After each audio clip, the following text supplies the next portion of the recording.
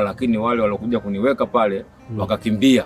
Mazingira ya ndani yalikuwa mazito sana, maana nilikuwa katika hali kwamba naona kama vile nabanwa na zile kuta, naona kama vile punzi stoi vizuri, naona kama vile nipo kwenye chungu hivi nachemka, yani ni joto kali sana pale ndani. Nitampa nafasi ya kuongea mwanzo hadi mwisho. Mpenzi mtazamaji wa Iconic, mtu huyu unayemwona mbele yako alizikwa akiwa hai. Ndiyo, haujakosea kwa ulivyonisikia. Na maanisha alizikwa akiwa hai. Sasa nini ambacho kilitokea? Je, ni imani za kishirikina? Ni mipango ya Mungu? Ni mipango ya ndugu, jamaa na marafiki? Au ni nini ambacho kilitokea? Unataka kujua nini kilitokea? Ongozana na mimi mwanzo hadi mwisho ili tukapate kufahamu ukweli. Lakini kabla tujaendelea, mpenzi mtazamaji wa Iconic, tunaomba usubscribe hapo chini na usisahau kuweka alama ya kengele ili uwe wa kwanza kupata video zetu pale tu tutakapozipandisha. Asante. Mimi ni mkazi wa hapa Ruvu Ugwata, naitwa Mohamed Juma. Na umri wako? Umri wangu ni miaka 50. Sawa. Sasa kuna kisa ambacho tulikisikia na ndio maana tukaamua tufunge safari mpaka kuja huku ili tuweze kujua au watazamaji waweze kujua ni kitu gani ambacho kilikutokea. Unaweza kaelezea ili watazamaji waweze kujua nini ambacho kilikutokea. Kwa unaweza kuanza kwa kutusimulia historia yako kwanza ili kuaje? Historia kwamba nilizaliwa mwaka 74. Okay, sasa na miaka 50 na kitu. Okay. Nimesoma shule ya msingi ya huku Ruvu Ugwata na mpaka hivi sasa ni mkulima. Niliishi kwa muda fulani afu nikapata maradhi ambayo ilinikuta kwamba sikufahamu nini kinazidi zaidi ya uhai wangu na kupotea. Nilipoteza fahamu na hatimaye ikawa nimekufa, kwamba nimefariki. Basi jamaa na ndugu wakafanya taratibu za mimi kwamba kwenda kuzikwa. Na ikafikia lengo kwamba hali ikawa mzuri baada ya kuzikwa na kutengeneza mazingira ya kuzikwa pale ndani ya kaburi kwenye mwana wa ndani. Basi kuna hali ambayo ilinikuta sitoelewa kwamba nini, lakini ilinikuta hali ya joto. Wewe ulikuwa unaumwa nini kipindi hicho? Yaani nilikuwa naumwa maradhi ya Kiswahili yasiyoeleweka, kila kipimo kilikuwa na maliza dozi na sijui nini napimwa. Nikaenda hospitali maradhi hayaonekani. Na huko haukuwa unajua ni kitu gani ambacho kinikusumbua? Endapo kwamba kila kipimo tunachopima maradhi yalikuwa hayaonekani. Tusogeza sana naweza nikahisi ni sumu za Kiswahili. Sumu za Kiswahili kwa maana gani?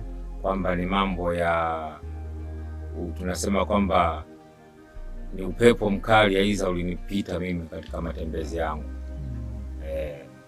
Upepo mkali kwa maana kwamba unahisi labda ulilogwa?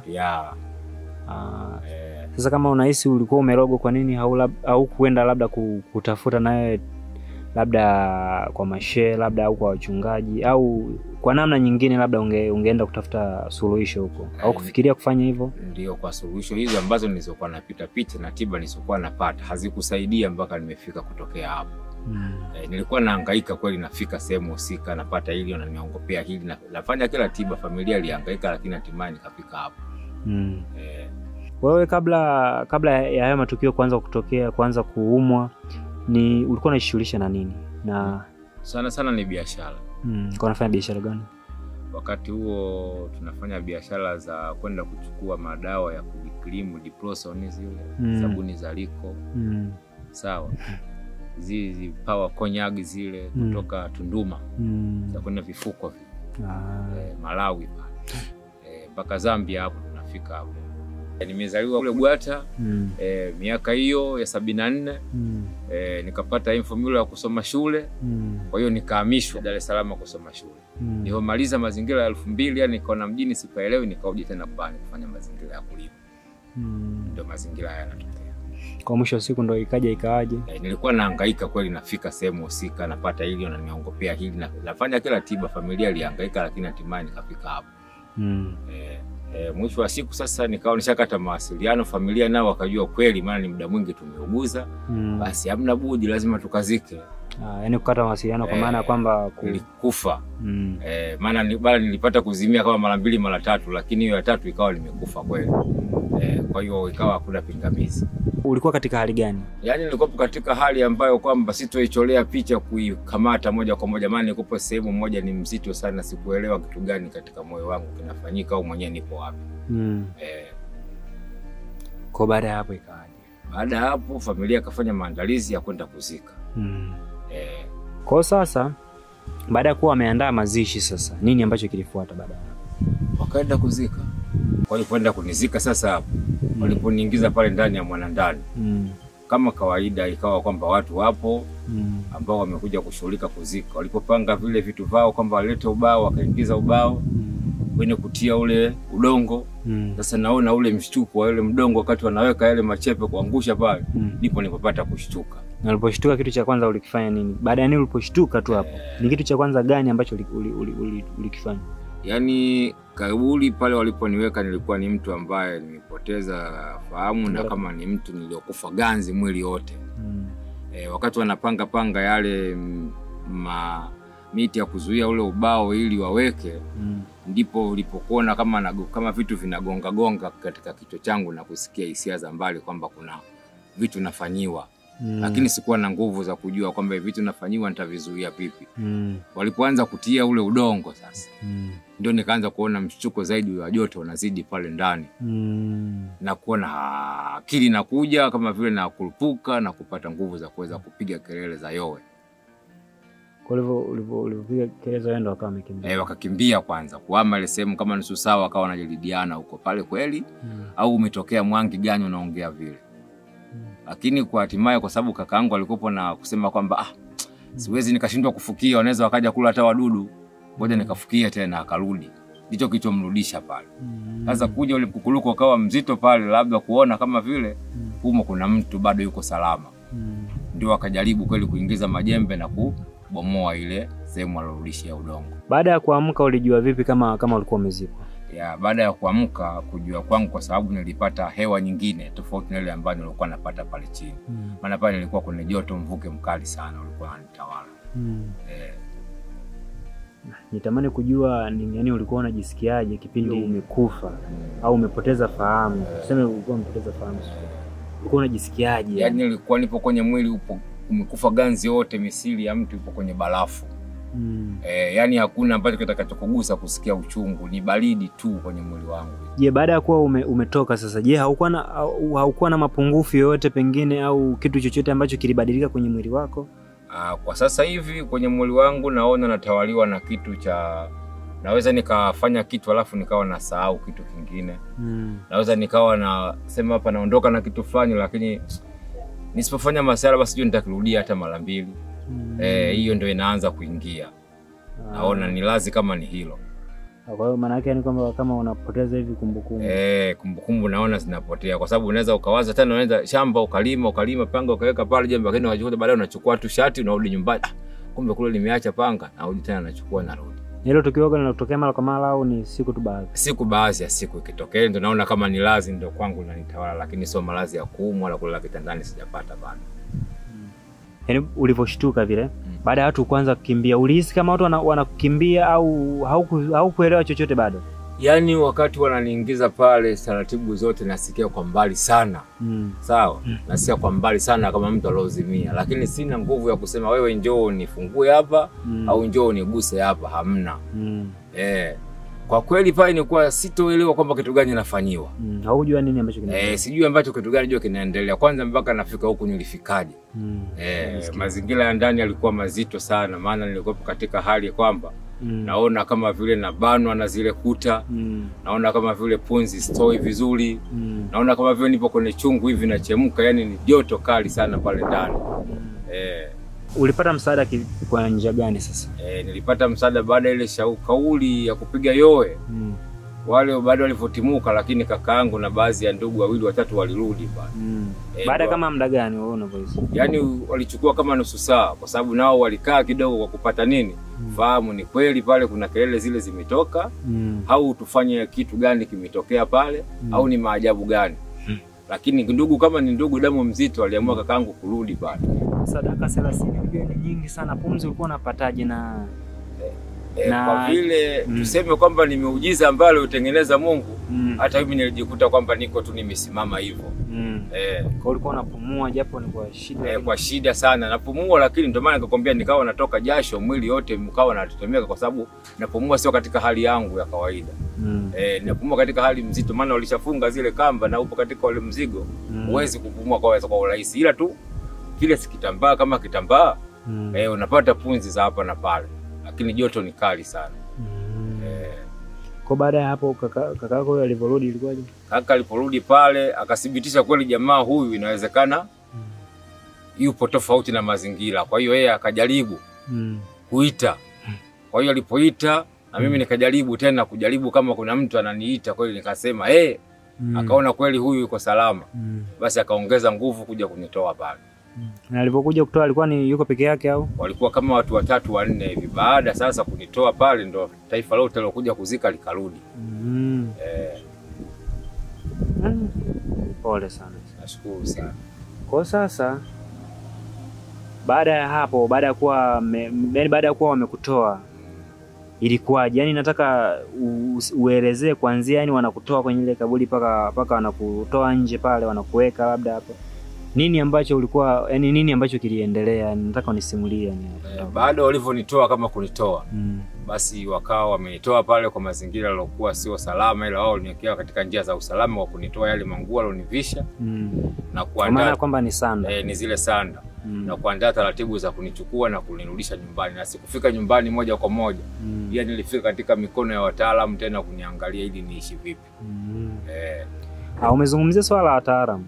Kwa nini sasa haukufikiriaga kwenda labda kwa wataalamu kabla yani wakati unahangaika na unasumbuka na magonjwa? Haukufikiria kwenda kwa wataalamu labda kuangalia pia labda kama kushida nini? Wataalamu ni hao ambao wale walionichukulia kwa dua za kuja kunizika na kurudisha pale, walijaribu kuniombea ili nizidi kuishi vizuri. Sikupita kwa utaalamu wa kusema kipimo au nikaenda wapi. Hao waliniombea tu wale mashehe ambao walithibitisha kwamba nimekufa. Kwa hiyo wakanisomea kwamba nizidi kuishi kwa pepo zingine tena. Ndio utaalamu ulitumika hapo. Kwa hiyo sasa ikawaje sasa baada ya kupelekwa kwa wataalamu kwa umekumbea ikawaje? Yaani mimi nataka nijue historia kwa urefu zaidi ilikuwaje na watazamaji wanatamani kujua hilo pia. Kwa hiyo kufika pale kwa wale wataalamu walichokifanya wao ni kuchukua vitabu vya dini yetu na kunisomea kwa hali kama vile kuniondolea mapepo fulani na kuniacha kwamba nipo salama. Sababu wakasema kwamba sisi tunajua tukuombee tu dua ili Mungu akupunguzie aliyokuwa mazito kwako. Na kipindi hicho ulikuwa umeoa au ulikuwa haujaoa? Kipindi hicho nilikuwa nishaoa na watoto 2. Hilo tukio kwanza lilitokea mwaka gani? Hilo tukio lilitokea mwaka 2023. Kumbe juzi tu, mwaka juzi. Mwaka juzi tu. Sawa. Kwa sababu baada ya kuwa limekutokea hivyo, vipi kwa majirani? Ulikuwa hawakuwa na labda na kuogopa labda kutokana na nilipata muda mrefu sana kuzoeana na watu tena. Maana hata familia yangu pale nyumbani ilibomoka. Mpaka hivi sasa ninapokuambia kwamba wanaishi, familia yangu inaishi kwa ndugu zangu wengine. Hata mke wangu nyumbani hataki kurudi na wala hatarudi tuseme. Yaani nina mazingira kwamba naishi kama vile nimerudi tena upya. Kwa sasa hivi huna mke? Sina mke na wala sina rafiki wa karibu wa kusema tukakaa hivi tukaongea masaa 4 5. Hasa ikifika milango ya usiku sipate jamaa hata wa karibu hivi, maana wananinyanyapaa kusema kwamba huyu si wa ukweli. Kwa watu wanakuogopa hadi leo? Hadi leo tunapokutana hivi wanasema jamaa huyu ni wa maajabu. Wa mazingira tofauti huyu. Lakini mimi najua kwa nguvu za Mungu ndio zilizonisimamisha vile na kuwa hivi tena. Haukuwa wewe una watoto? Nao watoto 2. Watoto 2. Hawana umri gani? Mmoja yuko form 4, mmoja yuko darasa la 3. Na watoto wako unakaa nao, wanakaa na mamao? Sasa hivi wamekuwa wapo kwa shangazi zao. Kwa wenyewe nao hawataki taka. Wenyewe hawataki. Yaani hata nikipiga simu anasema sio huyu. Labda tu umechongesha tu mambo fulani. Lakini kipindi upo hai ulikuwa unakaa nao wote? Ni familia yangu walikuwa nasoma juu yangu, nilikuwa nakaa naye pale na mke wangu yuko pale. Ulisha labda kukutana nao, na ulivyokutana nao wali react vipi yani? Kwa sababu nilipokuta ile hali ishakuwa mzuri, niliomba kwamba wanangu nikae nao. Na nikajaribu kwa kikao cha familia. Lakini wale watoto wenyewe wakasema sisi kwanza tuache tukae kwa kina shangazi. Kwa ndugu zako wewe wenyewe wanakuchukuliaje? Ndugu zangu wenyewe wananichukulia kwamba nao wanakuepo wapo sawa na mimi, lakini muda mwingine wanakuepo hawapo sawa na mimi. Nao vile vile hawaamini, maana wangeamini wangeniletea wanangu ningekaa nao. Kwa bado wanaamini pengine wewe ni mzee. Pole sana. Nashukuru kwa hiyo. Kwa baada ya hapo haujawahi kuendelea tena kuumwa kwa sababu umesema ulikuwa umeumwa muda mrefu sana? Kwa kweli toka nitoke na dharura hilo, yani sasa hivi siwezi kusema kwamba nishawahi kuumwa malaria au homa aina yoyote. Sijawahi kupata maradhi hayo mpaka hivi sasa. Nipo tu nafanya kazi zangu na narudi vizuri. Na ukutani na ushaikuwa labda kwenye mahusiano? Ukutani mahusiano ya yani labda kuwa na mtu mwingine kwenye mahusiano tu mpenzi au ushafikiria kuwa mwanamke mwingine? Yani kwa kusema kama labda nitoke hapa kijijini kwangu, labda niseme niende nikajaribu kuoa kijiji kingine. Maana hata hapa kijijini kwangu nikisema kuna shughuli labda na mimi niende nikapite basi nakuta kama vile nimeingiza kitu fanywa nao hawakai karibu na mimi. Na sisi kwetu tuna asili, inaweza katokea shughuli fulani ukasema hapa nikenda nitamkuta mwenzangu fulani tukafanya mawasiliano fulani. Lakini sasa nakuwa kama vile wanafinyizana, ukifika pale unakuwa unashangaa tu, hatimaye hakuna jinsi, basi rudi zako kulala. Kwa hapa mtaani kila mtu yani kama anakunyanyapaa. Ndo naishi hivyo. Na kwa mtu kama hata nikimwambia nina shida yangu basi anaweza kunisaidia kwa haraka sana ili niondoke tu pale. Na wewe hilo swala unalichukuliaje sasa? Nalichukulia kwamba ni nguvu za Mungu. Sina la busara la kulichukulia zaidi. Na maanisha swala hilo la kwamba watu wanakunyanyapaa, wewe unalichukuliaje? Ndo nalichukulia taratibu. Aiza kama itakuwa inawezekana, basi kwa upande mwingine nitafute msaada aiza kwenda serikalini au kwa ofisi zingine ambazo zinaweza kujua haki za binadamu kwamba nitaishi vipi. Ndio kitu na busara kwamba bado najiweka vizuri kwa msimu huu wa kilimo. Naweza kupata nguvu msimu ujao nikaenda kuangalia taratibu zangu. Ulishawahi kufikiria labda kuhama, yani kwa sababu ya kama kutengwa hivi na jamii? Ulishawahi kufikiria labda kuhama kwenda sehemu nyingine? Ndio hilo swala ndio ninalo sasa. Kwa kuwaza kwamba msimu huu nitakapojikongoja niweze kupata angalau senti ya kunitoa hapa na kwenda kuanza makazi kwingine. Na sitaki nimwambie ndugu yangu aina yoyote kwamba nipo wapi. Babako na mamako wapo? Baba na mama wote wapo hai. Je, nao wanakuchukuliaje? Wao wananichukulia kama mzimu tu, hawana la kunichukulia maana wametengana, hawakai pamoja. Na huyo kaka yako ambaye alikuja kukuokoa, huyo kaka yako ambaye alirudi, je, naye anakuchukuliaje? Yeye kwa vile alikuja kuzika na hana maisha ya kukaa hapa Tanzania, yeye yuko nje, anafanya mambo yake mengine. Yupo wapi? Yeye yuko zake South Africa. Kwa hiyo tu kwa mshtuko wa msiba kweli alikuja na akamaliza zoezi karudi kwao. Yeye oga analizungumziaje hilo swala la ndugu kutenga? Yeye anachoniambia sana ananiambia tu jitahidi, zidi kufanya ibada, zidi kuomba Mungu. Mungu anaweza akaondoa magumu hayo. Maana wao sisi Waislamu tunategemea kwamba mambo yote yanashirikishwa na Mungu na ndio mwenye kuleta na kuondoa. Yeye kaka yako akuogopi kabisa?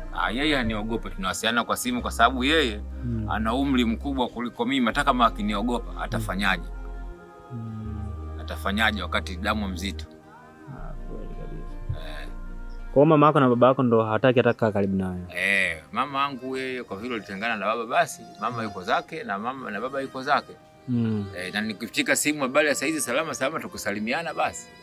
Lakini kuja nyumbani hawaji? Hawana muda wa kuja nyumbani kwa sababu watu zangu sio wako pande ambazo wamepeleka wao. Wao ndio wanajua taratibu za kule na wale watoto. Kwa hiyo na wewe ni mzimu, utaishi tu hivyo kwa mipango yako. Sasa hapa natamani kujua labda ulikuwa na nini cha kuishauri jamii ambayo inakufanyia hivi, kama ungekuwa na uwezo wa kukusikiliza kwa wakati mmoja, ungewaambia nini? Jamii kama jamii. Yaani jamii ambayo inakutenga hii. Jamii kama jamii inanitenga, nilishakaa nao na tukatengeneza swala kwamba tunafanyaje. Wao wakadai kwamba haiwezekani binadamu afe alafu arudi. Kwa hiyo wewe ni mtu tofauti na sisi. Sawa. Ila kama tutathibitisha tena umekufa, tutakuja kuzika. Vipi kuhusu wajumbe na viongozi wa hapa kijijini wanakuchukuliaje? Wajumbe na viongozi hapa kijijini hawana shida. Ndio ninapokuambia hata nikiwa na tatizo langu kuhusu serikali, basi wananisaidia kwa haraka sana ili niweze kuondoka. Hawana tatizo. Wajumbe hawana tatizo. Hili tukio lilishawahi kutokeaga labda siku za nyuma, labda kipindi cha nyuma, labda kwenye familia yenu, kwenye ukoo wenu ilishawahi kutokeaga kitu kama hicho, labda ulisikia labda historia labda, au wewe ndo wa kwanza kutokea? Kwenye ukoo wetu hakuna swala kama hilo. Kama lingekuepo, basi mimi naona hao wangejua walivyomfanyia yule na mimi wanifanyie vipi, wangejua. Wangejua. Na kama familia yako inafanya hivyo sasa, kwa nini haijawahi kufikiria labda kutafuta suluhisho kuliko kukimbia tatizo, watafute suluhisho? Washawahi kufanyaga hivyo? kutafuta suluhisho labda la kwamba waamini yani kitu kitakachowaaminisha kwamba wewe sio mzimu, wewe ni mtu tu wa kawaida kama watu wengine. Walishai kutafuta hicho kitu labda suluhisho la kwao wao waliangalia zaidi kuchukua tu familia yangu. Yaani suluhisho maana yake kama walichukua kama kujitenga na wewe. Kwa sababu washachukua familia yangu, kwa hiyo washajitenga na mimi, wanajua hawa pengine wangekuletea mzigo kuwasaidia, alafu ungesema bwana ndugu zangu wanisaidie na watoto. Na hiyo wakaamua kunisaidia tu wale watoto, alafu na mimi wananiambia nizidi kuomba madua na kupambana na mambo yangu. Haujaje labda kutafuta msaada labda kuweza kupatanishwa na ndugu zako au ndugu zako waweze kurudi kwenye maisha yako tena? Kwa sababu watoto ni haki yako kukaa nao watoto wako. Lakini sasa wanapokuwa nakimbia hivyo inakuwa sio vizuri. Kwa hiyo uangalie yani serikali au viongozi waangalie namna yoyote ile ya kuweza kukupatanisha wewe na familia yako na kufanya mwe kitu kimoja. Ndio hapo nikasema kwamba ninapojaribu kuvuta kwenye msimu huu kama nikimaliza kilimo changu nilichokipanga vizuri basi nitoke hapa kwenda sehemu nyingine, basi hapo ndio nitajaribu shirikisho ya kurudisha familia yangu. Labda pengine wanaogopa pale mazingira ya huko nilokuepo, labda nibadilishe tu mazingira na nichukue kidogo muda upite na wao waamini. Maana usipokuamini usiwafuate kwa haraka. Natamani kweli kuwa na familia hiyo kukaa nayo pale, lakini na mimi nawapa kidogo nafasi waamini kweli mimi labda nilipita tu lakini bado nipo salama. Hasa sana nikiondoka tu hapa kwenda kuishi mangine, wanaweza kule wakaamini tukaishi. Kwa mke wako aliondoka hiyo siku hiyo ambaye ya tukio, au mke wako aliondoka ni baada ya muda gani? Mke wangu yeye aliondoka ile siku ya tukio, maana ukisha kuwa umekufa sikuna mke yule atoki, kuna kisheria fulani anakaa ndani, yani hakukaa. Kwa hiyo kuona yule mtu kweli ni hivi, basi na moja kwa moja kaudi nyumbani kwake. Na watoto nao waliondoka muda gani baada ya ile tukio kutokea? Yaani ndani ya ile tukio lilivyotokea, mimi niliporudi pale nilibaki na watu 2 watatu, lakini kwenye jukumu la kuamua wale wa ndugu walivyoondoka siku ya mwisho, waliondoka na wale vijana wakaniambia basi hao kwanza tukapumzike nao ili nao rudishe nguvu vizuri. Kwa upande wa kidini labda mashehe hawakuweza kukuambia chochote labda kwamba ile tukio limesababishwa na nini? Hapana, wao tu walisomea tu madua kwamba ni kubali ya Mungu na hakuna kizito, manake Mungu ndio labda ileta mtihani huko. Wewe hilo tukio lililokutokea wewe limekufunza nini katika maisha yako? Nimejifunza kwanza tuamini Mungu yupo. Na linaweza likatokea lolote kwa binadamu ambalo usilolijua wewe, Mungu anaweza akalitengeneza. Tuache kusema kwamba kutakuwepo na mtu atajua mwenyewe au atakufa mwenyewe. Mungu ndio atajua jinsi ya kumuua mtu na jinsi ya kumhifadhi mtu. Lakini mimi nilipita zoezi kwamba Mungu alinichukulia tu kunifanyia anavyojua yeye. Kwa sababu wangapi wamekufa mpaka leo hawajarudi. Wewe umezaliwa hapa Ruvu na umekulia hapa Ruvu. Labda haujawahi kufikiria labda kwamba baada ya tukio kutokea labda nitoke niende mbali hata mjini huko niende nikaishi? Ushawahi kufikiria labda? Ndipo hapo nawaza kusema kwamba msimu huu nikimaliza kilimo hichi basi niinuke hapa nikakae mbali kidogo na hapa, alafu nijaribu familia yangu nitaivutaje au kule jue watanizoeaje. Hiyo tukio alikutesi kwenye maisha yako? Kwa kisaikolojia kwa mbali ni tesi. Maana siumwi. Ila tunakopa na kitu cha kusahau, hicho naweza kwamba kimenitawala. Nasema naweza nikasahau kaenda shamba kawa na vitu vingi, basi kingine nikakisahau kwa nikakirudia hata baadaye au kesho. Lakini taratibu wa kujua hata nikipanda gari naenda wapi, najua hapa napanda gari naenda wapi. Ila naweza kapanda gari na mtu anaweza kunielewa mle, wakawa story zipo. Jamaa yule ndo huyu, jamaa hizo zitu vitu vipo. Ndio. Haujawahi kufikiria kuoa tena? Kwa mazingira ya kuoa tena nayafikiria, na binadamu huwezi kukaa bila kuoa. Ila tunachokipanga ni hame hichi kijiji nikajaribu mazingira mengineyo kwanza, labda watalizoeaje. Maana mapenzi ni mapendo, unaweza ukaama kule kwa mtu asijue historia yako hata akijua akawa haamini kwa sababu hakuona vile ulivyokaa kule. Atajaji hayo pale ni maneno tu labda, na mpaka umpe uasilia. Na hasa kuoa sasa hivi lazima nilenge labda nioe mtu wa Mungu, yani anaelewa dini na uzito wa Mungu. Lakini hawa ambao wanapita wataletewa sitofahamu, unaweza kaoa leo kesho akaondoka. Kwa naamini kwamba ukioa mtu ambaye ameshikilia dini, hata ikitokea siku kaja kujua kwamba wewe kitu fulani kilikutokea, basi anaweza akaendelea kukaa na wewe. Kwa mtu anayejua dini, anayemjua Mungu, anaweza akaamini. Maana ukiamini Mungu basi utajua la Mungu halinaga masiara, ni la ukweli. Kwa watoto wako hata siku moja hawajawahi yani tunaongea kwenye simu. Na muda mwingine ukapiga simu asipokee. Je, wewe ulishawahi kutafuta sasa msaada kiserikali kwa sababu bado hujampa talaka lakini hayupo nyumbani? Wewe ulishawahi kutafuta msaada kisheria kumrudisha mke wako? Msaada kisheria kuhusu kumrudisha mke wangu upo sawa. Dini au mazingira sikukaa kwa mtu kutaka mwenyewe. Sasa kama mkeo hataki simpe talaka, so umemuoa tu au ndugu yako. Kwa nini sasa usimpe talaka? Bado mke wangu. Inawezekana kuna kitu atakuja ataamini. Hata na mimi niwe na bahati kwamba ya kujizuia nisiwe na haraka, maana mimi ndo nilotendewa. Sasa nikiwa na haraka na kurupuka vipi? Sawa. Labda naye kuna kitu kitamrudisha. Hapo nimekuelewa. Una msaada gani kwa watoto wako? Kadri ninavyojikuta na kuwa niko vizuri na tuma kinachopatikana. Hususan kwanza baba yuko vizuri sana na watoto wangu. Yeye kachukua upande mkubwa kuwasomesha. Anapomwambia baba iko hivi na hivi anaambia usijali, pambana na yako. Ukiwa na hali nyingine basi hao wanao watakuja tu kukusaidia. Kwa watoto wako wanakaa wenyewe wanakaa hapa kijijini au kijiji? Dar es Salaam. Wako Dar es Salaam. Wako Dar es Salaam kabisa.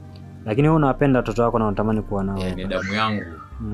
Unajua unapopata riziki ukiwa na damu yako, hata Mungu anakusogezea neema nyingine.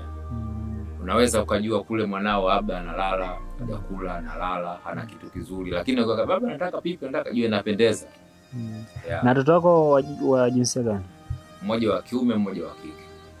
Yupi wa kike? Huyu wa kiume wa kwanza. Ndio kwa form 4. Majirani zako wa karibu ambao mmepakana nyumba ambao unakaa nao karibu, je, wenyewe wanaoga na kuchukuliaje na vikuona? Wenyewe wananichukulia kama ni mtu sio wa kawaida. Na hapo kwamba ninapokuwa na shida kuwapata, bwana na shida kitu fulani, basi wananisaidia kwa haraka sana ili niondoke tu pale. Hawezi kunizungusha kitu ninachokitaka. Yaani kwamba kuhusu mapenzi ya ukaribu kama vile binadamu kunisaidia, bado wako vizuri sana. Napoenda jamaa na shida kitu fulani, basi hawana shida kunipa, wananipa. Hawajaninyapaa kwamba eti wasinipe hata kitu chochote ambacho kunisaidia, hapana. Ila tu hawana mahusiano yale tukaekae sana karibu, tubadilishane mawazo sana, au niamini jumla. Ni jamii nzima kwa ujumla, una nini cha kuwashauri kuhusiana na matukio ambayo yamekutokea wewe? Jamii kwamba cha kuiambia kwamba mitihani ipo na dunia kubwa na Mungu kaficha vitu vingi sana ambavyo hatuvifahamu. Ila tuamini kwamba siku ya kufa kweli ipo. Kama haijafika siku ya kufa basi tutakuta kama haya yanonikuta. Nahisi kwamba siku yangu ilikuwa bado ya kwenda kwa Mungu. Hata kama kulikuwa na mkono wa mtu au kulikuwa na sumu na nitawala moyoni, basi ilikuwa siku ya kukabidhiwa kule ilikuwa bado. Ninapoona hivyo. Wazazi wako nao una nini cha kuambia labda wazazi wako?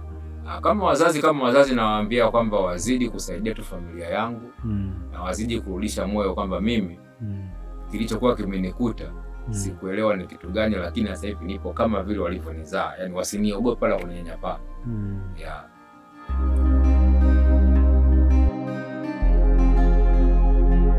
Mpenzi mtazamaji wa Iconic, hakika umemsikiliza bwana huyu na umeweza kumwelewa. Je, wewe una nini cha kumwambia au una maoni gani? Tuandikie kwenye comment, lakini vile vile usisahau kusubscribe ili uwe wa kwanza kupata video zetu. Jina langu naitwa Justin Barabara. Asante na karibu kwa video zijazo.